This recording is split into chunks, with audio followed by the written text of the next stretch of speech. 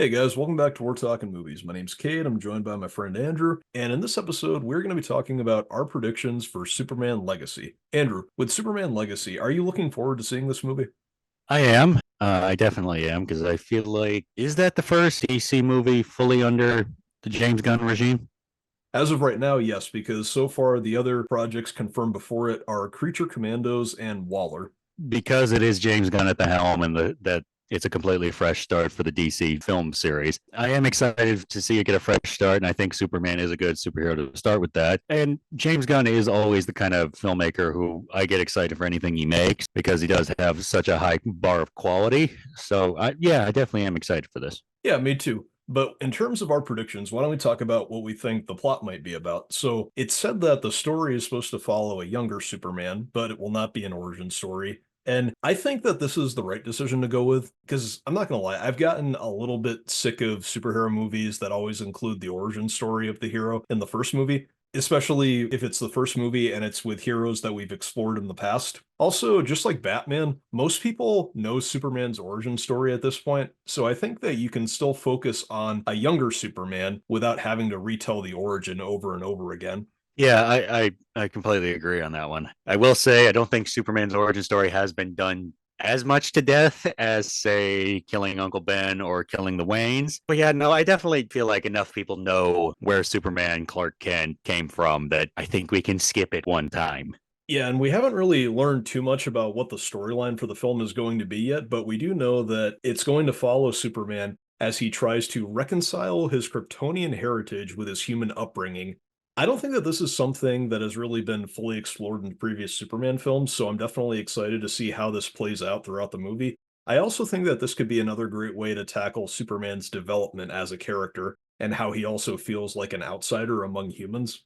Yeah, I think that's a really good way to take it. I think it could be, they could focus on stuff like him, first starting at the Daily Planet and, having to get used to faking being a human, beginning to develop his romantic relationship with Lois. Yeah, of course. And I think that, it's hard to talk about what the story will be when we don't really know too much about it. But one thing that I will acknowledge is because of the fact that it's by James Gunn, who's directing it, and he's also written the script for the film. When it comes to James Gunn, his movies, I think, always have a lot of heart to the stories that they're telling. And this goes to all three Guardians films, but also the Suicide Squad. And I think Super is another great example, too. I think that his movies always have a lot of heart to them, and this movie can also have heart to it while also maintaining the sort of darker and more serious tone that DC movies tend to have when compared to other superhero movies, specifically Marvel. No disrespect to those movies at all. But yeah, I think that because of the fact that it's still a DC film and it can still maintain that sort of darker element, it can still have heart to the story. Yeah, and Superman's the kind of character who, I mean, he's called the Big Blue Boy Scout for a reason. He's a much more innocent kind of superhero as opposed to, say, some of the more darker more anti-hero leaning superheroes. Even in DC, for example, I mean, obviously Batman comes to mind. Yeah, and actually, one great example of that, I think, is the Dark Knight trilogy. If you look at all three of those movies, they were all dark and gritty and serious, and they also had heart and depth to the stories that they were telling at the same time. And plus, they also had emotion to them, which is why I think they worked really well, at least part of why I think they worked really well. And I'm not saying that Superman Legacy should just be a straight up copy of those movies. I'm not saying that, but I think what the Dark Knight trilogy showed is that DC movies can have a balance of both darkness and serious, but also have heart and a depth and emotion to the stories that they're telling. And I think that James is definitely a great choice for a filmmaker and a storyteller to tell that story.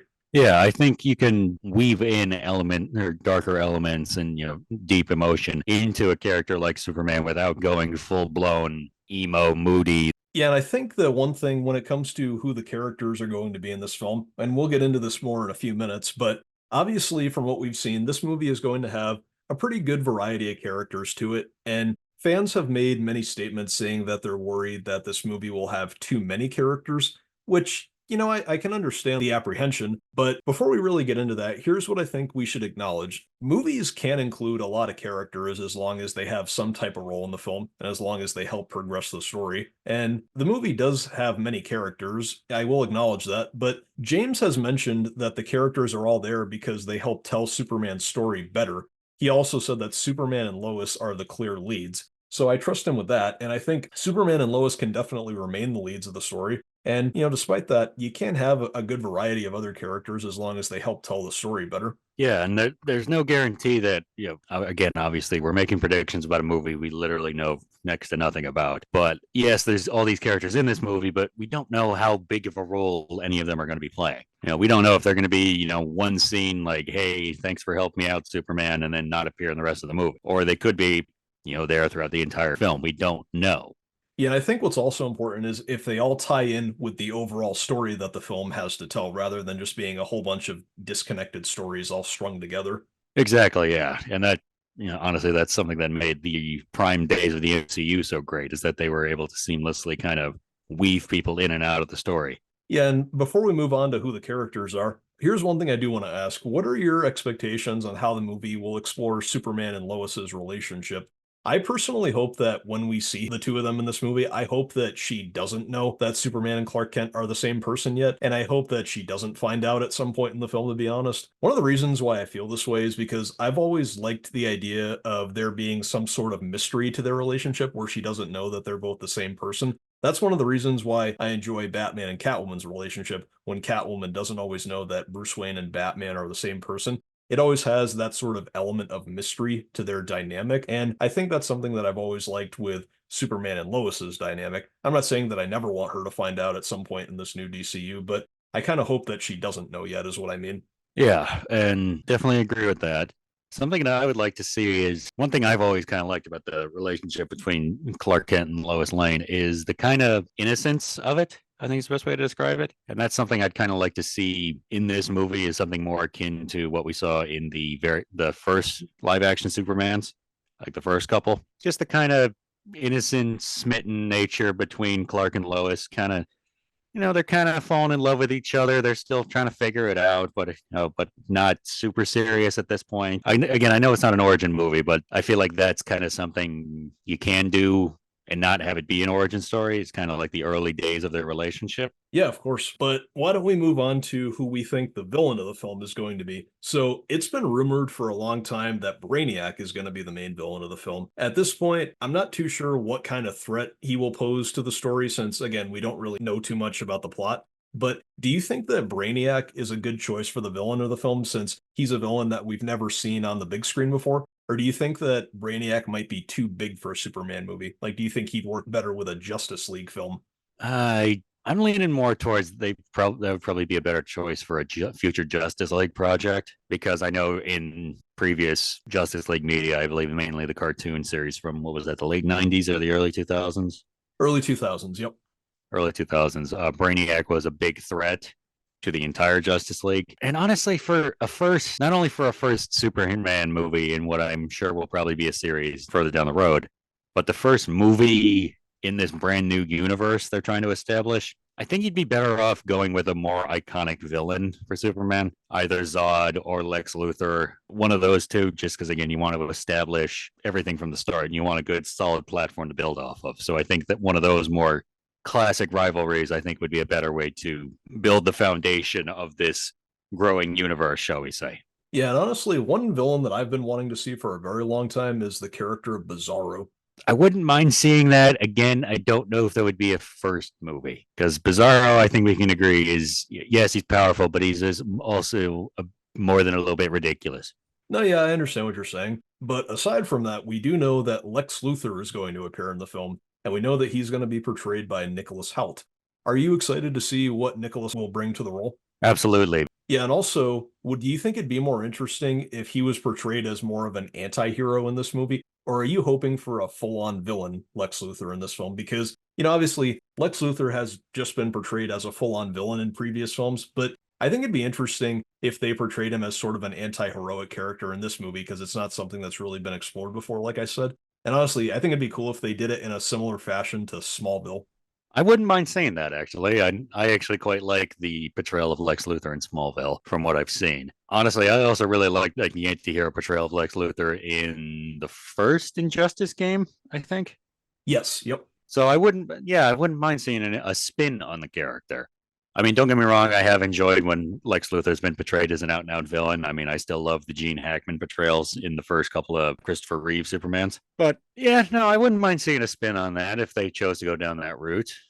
I'm not saying it's a requirement. I'm not saying it's something I would hate seeing. It's just, if they want to do it, great. If they don't, well, I wouldn't mind that either. Yeah, but next we also have the character of the engineer, aka Angela Spica. So this character, the engineer, is described as a member of the Authority. And as people know, the Authority is a movie that we will be seeing within the DCU at some point. And while she's described as a member of the Authority in the comics, it seems like this movie is going to portray her as a villain. I wonder if, because of this, she'll have some sort of connection to the other heroes that we'll see in the film, which we'll discuss in a minute. Yeah, I could see that. I don't really have too much to add on that, but I could definitely see it. Yeah, and I think that when it comes to the other characters, we also have characters like Jimmy Olsen and apparently Perry White. So these are characters that I usually tend to expect in a Superman movie, and I'm definitely excited to see what they'll bring to the film and what role they'll play. I think that this movie could really be a great opportunity to explore Superman and Jimmy's friendship, like in the comics, which I think a lot of the movies haven't totally explored to the full extent. I wouldn't mind seeing that. Again, I don't really think we saw too much of that in the DCEU. No, we didn't see that at all. We didn't see that at all. Okay. Yeah, but we also have the character of Eve Teschmacher, Lex Luthor's girlfriend. She will also appear in the film. She's also famous for appearing in the first two Superman movies with Christopher Reeve. So, again, it's not clear what role she'll play in the film, but I do hope that in the movie, I hope she'll have some significance to the plot. I hope that she's not just Lex Luthor's girlfriend. Again, yeah, I could definitely see her being maybe not a huge role in the movie, but definitely maybe kind of being the devil in Lex Luthor's ear, where maybe we'll see a shift from anti-hero to out and out villain. Yeah, I think that could definitely be a possibility. But we also have another group of heroes in the film that we will see. We have characters like Hawk Girl, Green Lantern, aka Guy Gardner. We also have Mr. Terrific and Metamorpho. Do you think that maybe this movie will have some kind of conflict between these heroes and Superman? If so, do you think that these heroes could maybe be a newer version for the Justice Society of America? Well, to answer deal with the first part of that question, I think I could see it if the plot was going in that direction. And what I mean by that is Lex Luthor exposes Superman to some kind of kryptonite and he goes mad. They have to call in all these other heroes to stop him because, I mean, Superman is an insanely powerful character. I could see that happening. As for the Justice Society of America, I think that's probably where they're going to be going, the direction they're going to be going in more likely. In fact, that's actually my big prediction with this movie is we won't see the Justice Society slash Justice League officially form. I think that's going to be saved for further down the road. But I think the idea of it will be kicked around. The idea that, okay, we have all these heroes who are going to clearly meet to some extent in this movie. Again, we don't know what extent exactly, who's going to meet who and interact with who. But we got all these heroes. They're going to interact to some degree. Somebody's probably going to kick around the idea of what if we all teamed up? I think we could really do some good for that. Kind of like, again, I hate comparing this to the MCU because I know we're not talking about that right now, but it really is like how they teased the Avengers at the end of Iron Man 1 or 2 in a post-credit scene, and then we didn't get the Avengers for a couple more years down the road.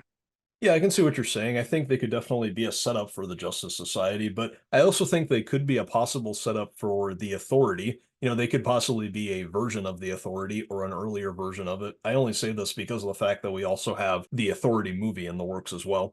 Yeah, there's a lot to keep track of what they're coming up with and what they're making in this new DC universe. Yeah, and aside from the other heroes, we also have characters like Maxwell Lord who will make an appearance in the film. He'll be played by James's brother, Sean Gunn. Now, obviously, Maxwell Lord was a character that DC previously explored in movies like Wonder Woman 1984, although I'm pretty sure that he'll have a smaller role in this film. But either way, I am interested to see what Sean Gunn does in the role. Yeah, and I mean, I like Sean Gunn. He's always very memorable in whatever he plays, be it Kraglin in the Guardians of the Galaxy or Weasel in the the Suicide Squad for the 15 minutes he was on screen, because that was kind of the whole point of that movie. Yeah, maybe it's not I don't think he'll play a huge role in this movie, but maybe it'll be kind of like, oh, Mr. Luther, Mr. Lord is here for the meeting with you, and they have, like a behind the, there's a scene where they have a meeting together, and Lex Luther closes the doors because they're clearly plotting something for the future. But yeah, I don't think he'll play a huge role in this movie, but again, I think that seed will be planted for further down the road, wherever that may be, whoever that may involve. Yeah, but aside from all those characters, one last character that I think we need to talk about is the character of Supergirl. Now, recently, Millie Alcock was cast in the role, and she'll be appearing in her own movie, Supergirl Woman of Tomorrow, but it's also rumored that she will appear in this movie as well. How big her role is going to be is yet to be seen, but I think that if you have a character like Supergirl, who's obviously a big part of Clark's life, I think that she could definitely play a role in how Superman is able to reconcile his Kryptonian heritage. Yeah, I could definitely see that being a big part. Like, Kara coming in and kind of coach up Clark about embracing his Kryptonian heritage and doing good with it, and maybe convincing him that you can do a lot of good with it. Even though you might not be convinced of it yourself. I mean, look around you. Look at what you've done. You've saved the day. I mean, probably not countless times at this point, but you've saved the day a few times. You shouldn't be ashamed of where you came from. You can do a lot of good with the gifts you've been given, kind of thing. But now I am excited for this movie. I will admit, Superman's not one of my all-time favorite superheroes, but I do understand he is very popular and he is very important. I mean, he is, kind of the original superhero in American comics. And again, I'm excited to see what James Gunn does with the character. I think he's a good choice to direct a film starring Superman. And again, I'm excited to see where the DCU goes from here. Yeah, I'm excited as well. I'm excited to see what James will do with the story. I'm excited to see what David Cornsweet will do in the role as well. But yeah, I think that's about it. All right, guys, thanks so much for listening. Don't forget to like and subscribe and follow us on Instagram and Threads, and we will see you later.